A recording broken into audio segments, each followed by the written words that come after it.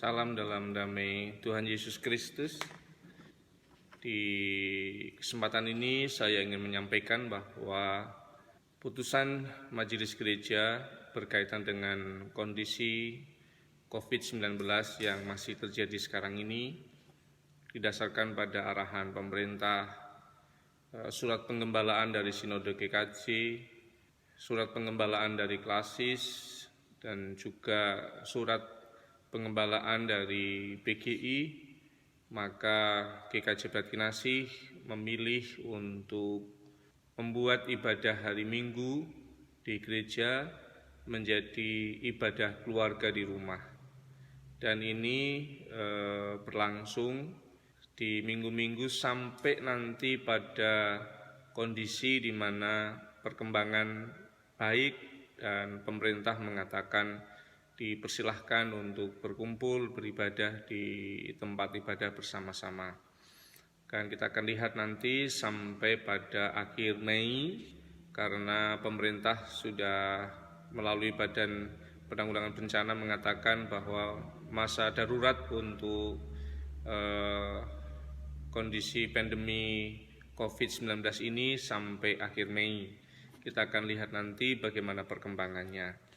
Sehingga sampai pada bulan Mei dari hari ini di minggu-minggu ke depan kita akan beribadah di rumah dengan model ibadah keluarga.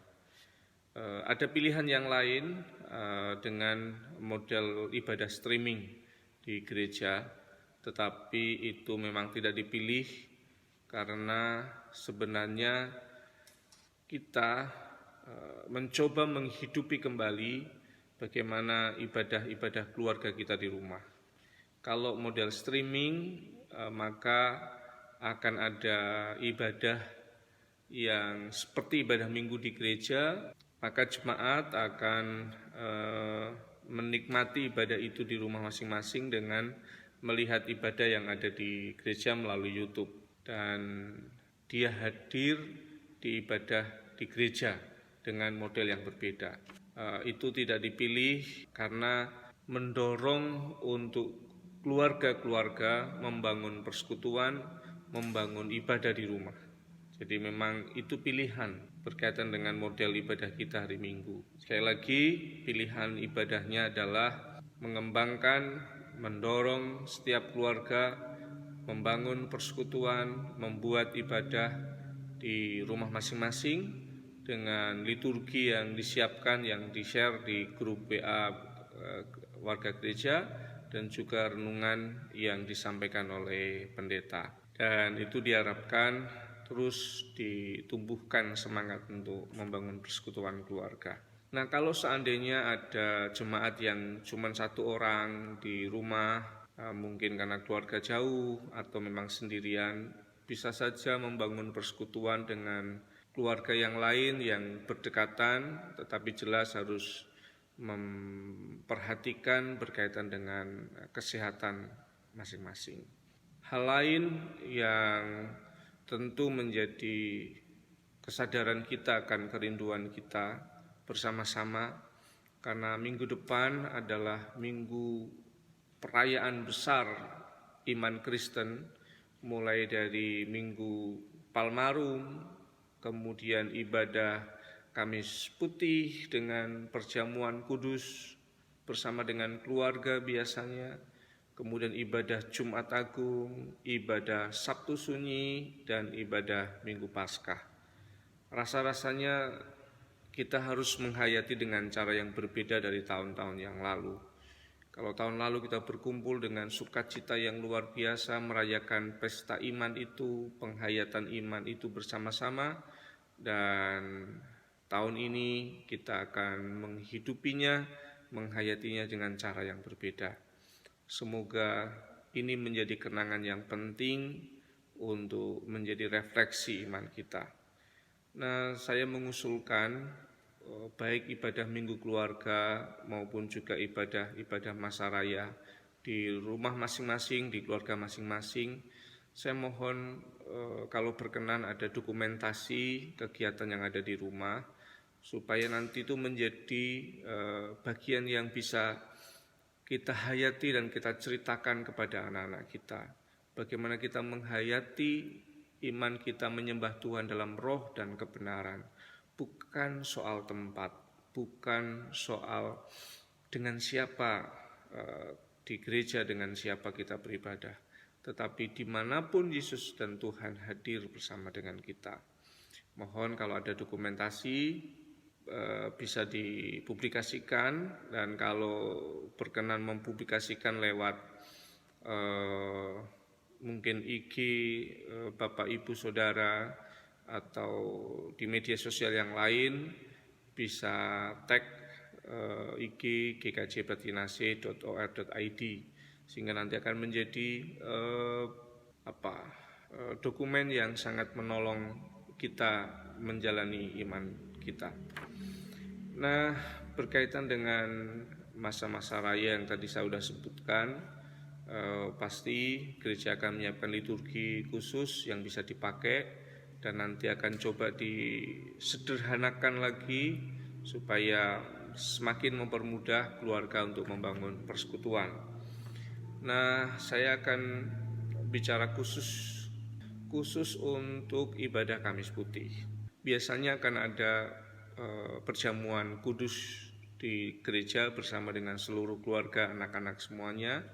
Nah, dalam kondisi yang sekarang ini kita coba manfaatkan apa yang menjadi tradisi orang Jawa, tradisi orang Jogja, berkaitan dengan doa yang dicerminkan di dalam bentuk fisik. Jadi orang Jawa itu menaruh doanya yang diwujudkan dalam simbol benda tertentu. Nah, kalau orang Jogja itu mengenal ada lodeh tolak balak. Sebenarnya bukan lodehnya itu yang jadi tolak balak, tetapi sebenarnya kandungan doa dari setiap benda atau sayuran yang dimasak. Karena ada 7 sayur yang dimasak untuk lodeh yang dimakan bersama-sama. Sebenarnya makna doa dari masing-masing itulah yang harusnya dihidupi. Yang pertama itu ada sayur kluwih.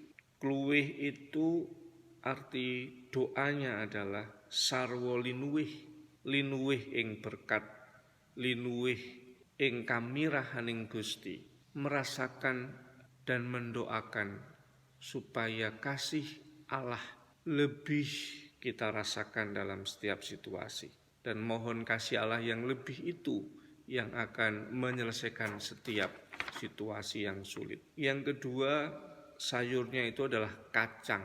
Kacang itu orang Jawa menghayatnya sebagai weling dan peringatan.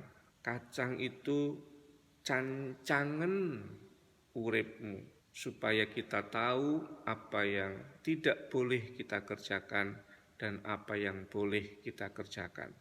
Cancangen, ikatlah dirimu untuk sesuatu yang harusnya kamu kerjakan dengan baik. Yang ketiga itu terong. Itu terusno anggonmu oleh manembah ing Gusti. Terong, terusno anggonmu, supaya kita diingatkan untuk terus senantiasa menyembah kepada Tuhan dalam setiap situasi. Yang keempat itu kulit melinju. Ketika kita makan kulit melinju, sebenarnya yang kita makan hanya kulitnya. Ada isi di balik kulit itu yang mungkin terpisah atau mungkin dimasak juga. Tetapi yang dimaksudkan oleh orang Jawa simboliknya adalah supaya orang itu tidak hanya mengenal kulitnya saja, tetapi orang mengenal inti dari persoalan, mengenal inti dari kehendak Allah atas seluruh kehidupan. Yang kelima itu menggunakan waluh.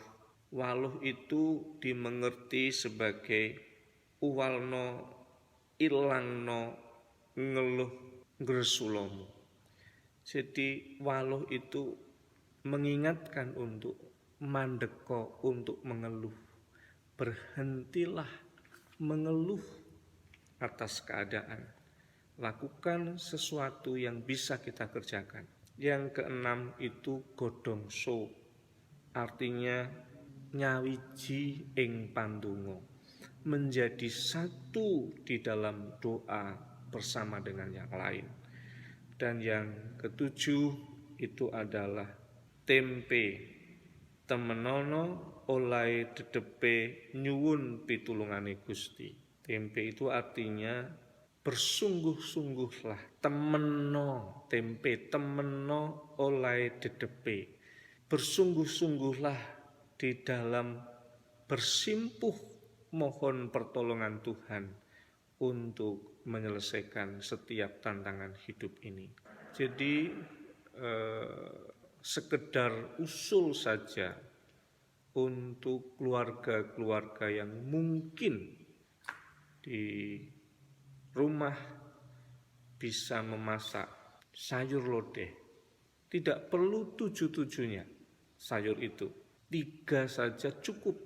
Karena angka 3 jadi sesuatu yang sangat bermakna untuk iman Kristen. Jadi ini sekedar usul saja. Ibadah Kamis Putih kita akan menjalaninya di rumah masing-masing dengan liturgi yang ada dan video khotbah yang bisa dilihat di YouTube. Dan alternatif tambahan kegiatannya adalah setelah ibadah selesai, maka ada perjamuan makan bersama dengan seluruh keluarga. Dan apa yang dimakan adalah sayur lodeh dengan menceritakan kepada seluruh anggota keluarga akan makna dari doa melalui simbol-simbol sayur yang dimakan itu. Nah, tambahan yang lain kalau menjelang Paskah atau peristiwa besar Paskah selalu dihubungkan dengan telur.